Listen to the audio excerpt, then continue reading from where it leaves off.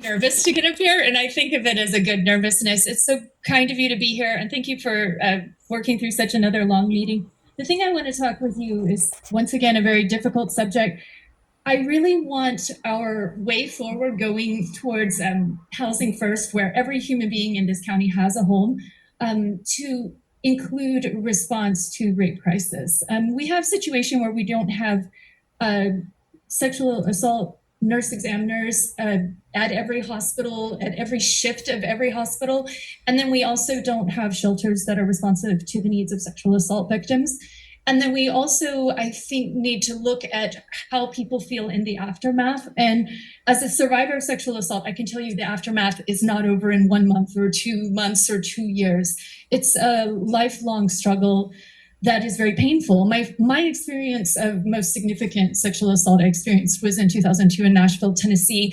And I remember asking the police, well, why don't you go and look at the surveillance cameras? Why don't you go and try to find the license plate number and talk to this witness? But as I understand now, as an older, more mature person, I understand that often police are dealing with a moment-by-moment crisis with so much going on that retracing steps and linking up with old witnesses can be difficult.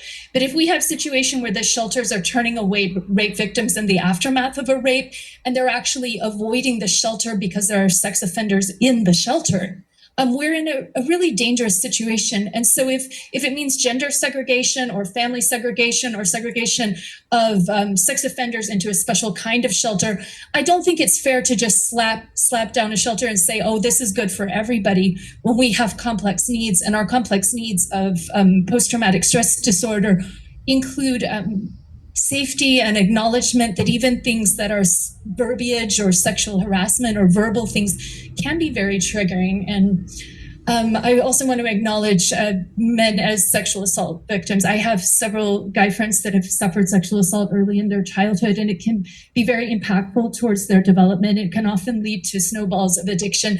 So there needs to be a huge amount of openness to finding a way to have crisis intervention in that type of a situation, and ostracizing people and blaming them for the circumstances of assault, I think, doesn't do us any good. And moving away from a culture of victim blaming and a silencing. Like, if you have no statistics, oh, we have no assaults in Astoria, that's not true if you have a culture of retaliation and whistleblower retaliation, which is what I experienced when I tried to report assault and inappropriate conduct. So I hope you can think about those things in the future going forward. Thank you.